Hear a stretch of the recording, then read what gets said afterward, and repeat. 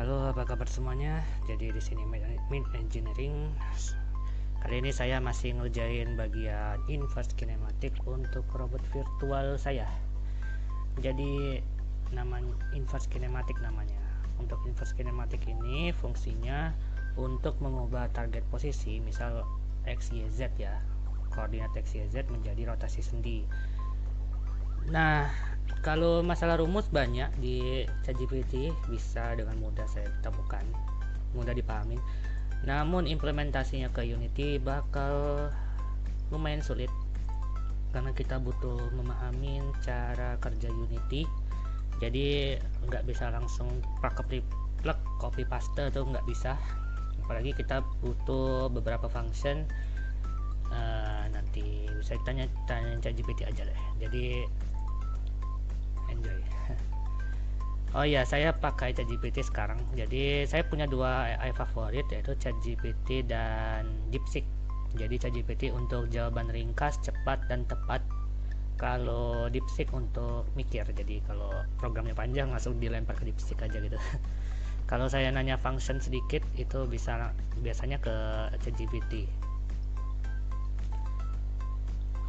Oke. Jadi bisa dilihat di sini, ini bagian programnya ya. Jadi masih pengetesan juga, dia masih ada masalah di bagian force dan juga sendi rotasinya. Jadi dia belum akurat, bisa dilihat di sini dia malah nggak gerak. Jadi kadang seperti ini, dia sendi eksisnya terbalik, sumbu geraknya tuh terbalik seperti itu. Jadi entah ya, mungkin di bagian modelnya, karena modelnya ini kan kita buat pakai aplikasi ketiga seperti Viroid itu, mungkin masalahnya di situ. Jadi kita perlu penyesuaian lanjutan untuk mungkin tiap sendinya. Jadi kan ini terlalu absurd karena kita nggak bisa pakai quaternion, jadi kita harus pakai Euler. Euler itu derajat yang sebenarnya, misal 90 derajat, 30 derajat, nah itu kan namanya Euler. Ada namanya lagi radian itu pakai pi atau pi 3,14 sekian radian. Ada juga quaternion tadi. Sebenarnya bagusnya pakai quaternion untuk perhitungan rotasi. Namun secara intuitif juga kita nggak bisa ngitung pakai quaternion. Jadi gimana ya? Kita ubah dulu ke Euler ke rumus inverse kinematik, baru balik lagi ke Euler untuk diterapkan ke model seperti itu. Jadi ini akan sangat panjang nih. Oke, saya jelasin dikit cara kerja inverse kinematik kalau teman-teman ada project serupa. Jadi inverse kinematik itu ada namanya pangkal itu kita sebut dengan theta. Di sini ada theta 1. Jadi theta 1 itu diambil dari theta 2. Jadi pertama tuh kita ambil theta 2 dulu. Cari theta 2 dulu sebenarnya. Theta 2 bisa dilihat juga itu ada alfa beta. Alfa beta itu sudut pembantu untuk mencari theta 1. Jadi kita dapatkan theta 2 dulu. Theta 2 dari cos, theta 2 itu dari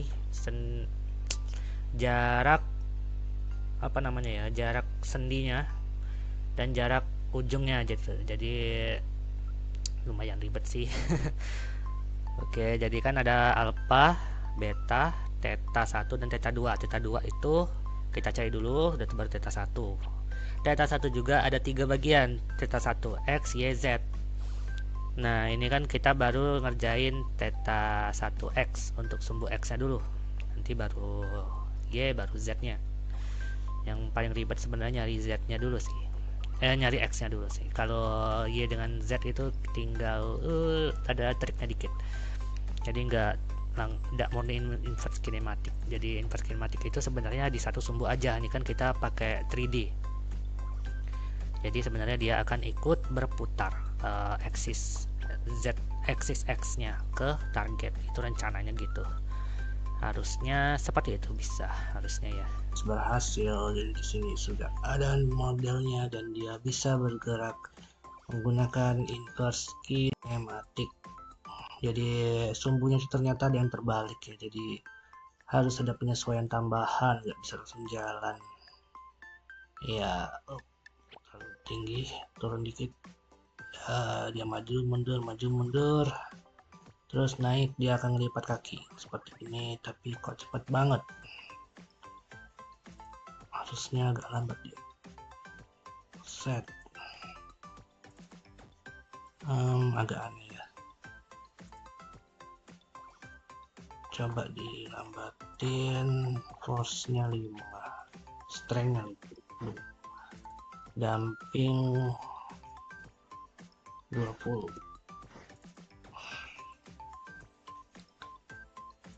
Oke, maju mundur. Oke, terus naik.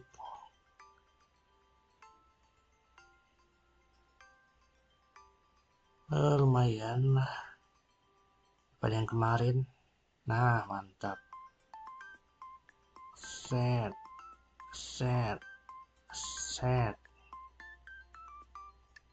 Oke, tapi kok ngebutnya ya.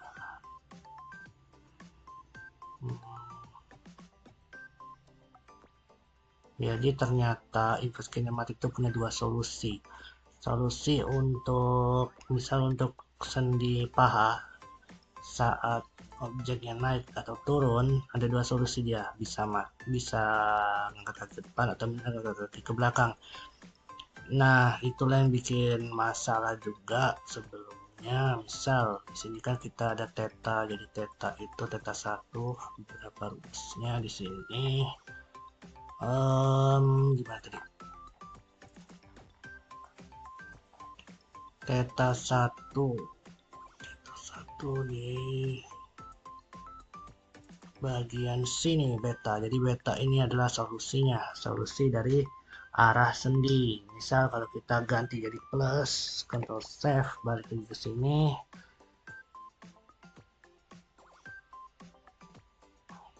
Dan play. Maka dia akan bergerak ke belakang. Jadi beta itu arah dari sendinya. Kita pengen dia solusi apa? Solusinya berputar ke belakang atau berputar ke depan. Tuh dia naik. Kalau targetnya naik, kakinya malah ke belakang. Ini kan solusi juga sebenarnya. Secara matematis benar, tapi secara intuisi kita pengennya dia ke depan. Makanya kita pilih solusi kedua. Solusi keduanya rupanya pakai tanda minus. Beta ini itu sendi pendukung, alfa beta ini sendi pendukung, theta yang pengen kita cari resolusi rotasinya itu. Ini semacam rumusnya, ini rumus gayanya ada add torque Q.